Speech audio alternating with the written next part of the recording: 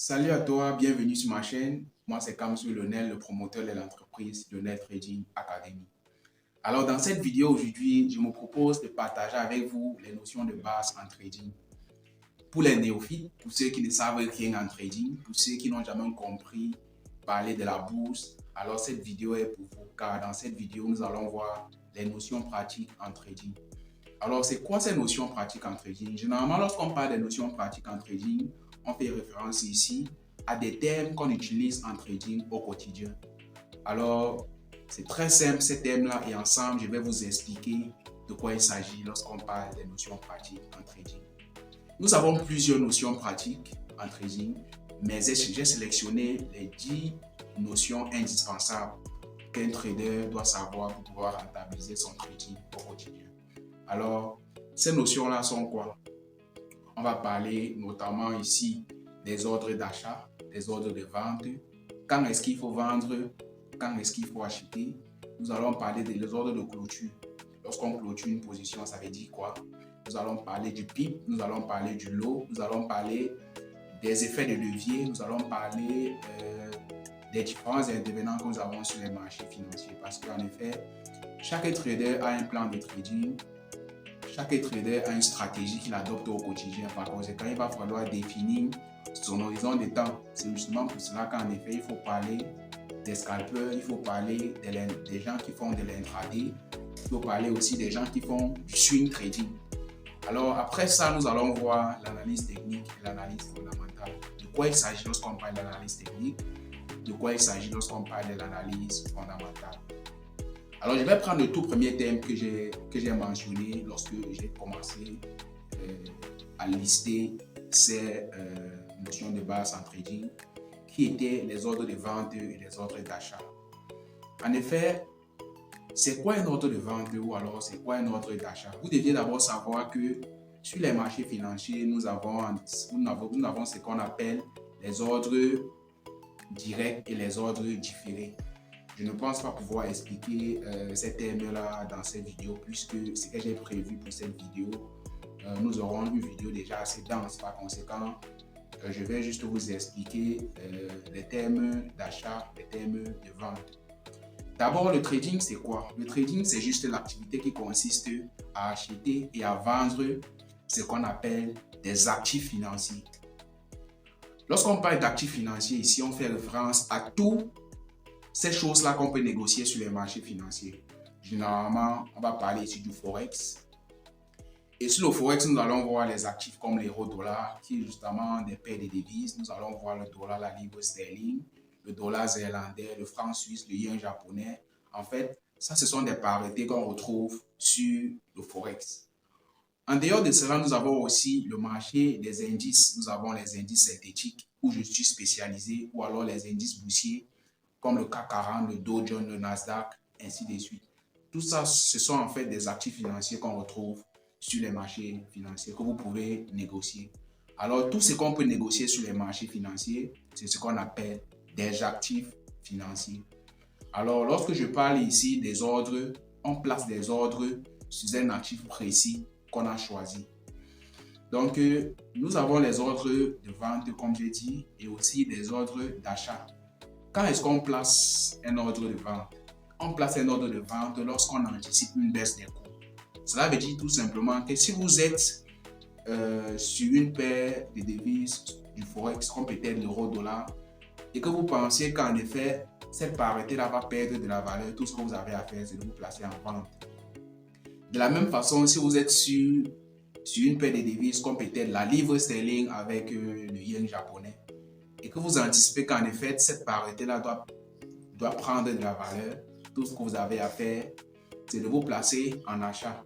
Alors, lorsque vous vous placez en achat, vous êtes en train de placer un ordre d'achat sur cette paire de devises-là. Par conséquent, alors, on peut se dire, voilà juste les deux ordres qu'on peut facilement comprendre sur les marchés financiers. Il est bien vrai, il y a d'autres ordres comme les ordres différés que généralement on appelle les buy stop, les buy limit, les sell stop, les sell limit et ainsi de suite. Mais on ne va pas voir ces thèmes-là aujourd'hui. Je pense que je vais réserver cela pour une prochaine vidéo.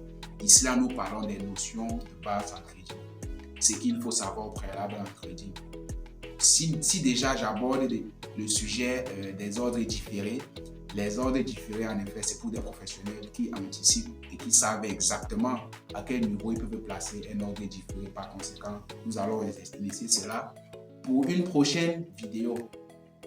Après cela, nous allons parler des ordres de stock 2. En effet, nous allons parler du spread. Autant pour moi, nous allons parler du spread. C'est quoi le spread? Le spread, c'est juste la commission du broker. C'est la différence entre le prix d'achat et le coût de vente. Cela veut dire tout simplement qu'en effet, lorsque vous placez un ordre sur les marchés financiers, l'ordre est d'abord, en fait, lorsque vous ouvrez une position, la position en elle-même est en rouge. Lorsque la position qui est du rouge au bleu, cela a compensé le spread. Le spread, en effet, c'est la commission du broker qui est le courtier en d'autres termes. Le broker est juste celui-là qui fait la liaison entre vous et les marchés financiers proprement dit. Cela veut dire tout simplement que s'il n'y a pas de broker sur les marchés financiers, ça devient difficile pour les petits spéculateurs qui ont de petits capitaux. Ça serait assez difficile pour eux de pouvoir investir sur les marchés financiers. Alors c'est justement pour cela qu'on dit quoi? Qu'on dit, nous avons des courtiers, chacun crée son compte chez un courtier qui est un broker. Mais maintenant, puisqu'il est le courtier, il doit quand même avoir des commissions. Et c'est ces commissions-là, en effet, qu'on appelle le spread. Alors, en bref, le spread, c'est la commission du broker. En dehors de ça, nous allons parler aussi du PIPS. C'est quoi le PIPS? Le PIPS, c'est juste l'unité de mesure en trading. Lorsqu'on parle d'unité de mesure ici, on fait référence à l'unité qui nous permet de mesurer la variation des cours sur les marchés financiers. Le géomètre ou alors le charpentier ou alors l'architecte, il utilise le mètre pour pouvoir mesurer la distance entre deux points. Mais en trading, on ne parle pas de ça, on parle plutôt du pips. Donc le pips en trading représente ce que le mètre représente en termes de distance. Alors c'est ça le pips, l'unité de mesure. Maintenant, pour entrer encore un peu en profondeur en ce qui concerne le pips, je vais vous dire c'est juste la 4e décimale après la virgule. Lorsqu'on parle des paires de devises sur le forex, comme peut-être l'euro-dollar. Si l'euro-dollar est à 1,4550, ça veut dire tout simplement qu'en effet, la 4e décimale après la virgule représente ce qu'on appelle le pips. Maintenant, il y a une différence avec les paires de devises qui contiennent le yen japonais. Avec le yen japonais, si déjà une parité contient le yen japonais, cela veut dire tout simplement qu'en effet, le pips à ce niveau-là est situé à la 2e décimale après la virgule. Donc, c'est en fait ça l'idée derrière le pips. En bref, le pips est juste l'unité de mesure en trading. Ici, je vais maintenant continuer avec le lot. C'est quoi un lot? C'est quoi le lot? Le lot, c'est juste l'unité de mesure qui quantifie le montant d'argent que vous risquez sur une transaction en bourse. C'est ça le lot. Cela veut dire tout simplement que si vous avez 1000 $ de capital et que vous décidez d'investir une infime partie de ce capital-là, à base du lot, vous pouvez faire certains calculs que nous verrons ultérieurement pour pouvoir savoir exactement combien est-ce que vous pouvez risquer et que, en fait, combien vous pouvez risquer sur la transaction à partir de votre capital. Donc, si vous avez 1000 $ de capital et que vous décidez de risquer peut-être 100 $ sur une transaction qui correspond à 10%, cela veut dire tout simplement que vous allez calculer le lot approprié qui va vous permettre de risquer ces 100 $ là. C'est en effet ça le lot. Le lot, c'est l'unité qui nous permet de quantifier le montant d'argent qu'on risque sur une transaction en bourse. C'est ça le lot. Maintenant, nous allons voir aussi ce qu'on appelle l'effet de levier. En effet, l'effet de levier, c'est juste un outil sur les marchés financiers qui nous permet d'augmenter notre capacité d'investissement. C'est quoi la capacité d'investissement? La capacité d'investissement, c'est juste en effet le fait de pouvoir travailler avec un argent que vous ne disposez pas réellement dans votre compte. Comme pour dire quoi? Comme pour dire, si vous travaillez avec un effet de levier de 100 et que vous avez 1000 dollars de capital, alors vous êtes en train de travailler avec un capital de 100 000 dollars. Ça veut dire tout simplement que vous investissez en effet comme quelqu'un qui a 100 000 dollars dans le compte. Pourtant, vous n'avez que 1000 dollars. C'est justement ce qu'on appelle l'effet de levier. Donc, vous investissez 100 fois plus que ce que vous disposez dans votre compte si vous êtes à un effet de levier de 100. Avec un effet de levier de 50, ça veut dire tout simplement vous investissez 50 fois plus que ce que vous disposez dans le compte réellement. C'est ça l'effet de levier. Alors, après avoir chuté avec l'effet de levier, nous allons parler maintenant des ordres de stop loss. C'est quoi un ordre de stop loss? Un ordre de stop loss, c'est un ordre sur les marchés financiers qui nous permet de sortir de notre position avec la plus grande partie de notre capital lorsque notre hypothèse de départ est invalidée. Je reviens encore. L'ordre stop loss, c'est un ordre qu'on place sur les marchés financiers qui nous permet de sortir ou alors de récupérer la plus grande partie de notre capital lorsque l'hypothèse de départ est invalidée. Je m'explique maintenant. Lorsque vous êtes en achat sur un actif et que vous disposez d'un capital, disons de 1000 dollars, vous décidez de placer votre stop loss à un niveau qui correspond à 100 dollars de risque. Si en effet le marché arrive à ce niveau que vous avez défini à 100 dollars et que vous avez défini un ordre de stop loss à ce niveau-là, alors vous sortirez de la transaction avec une perte de 100 dollars.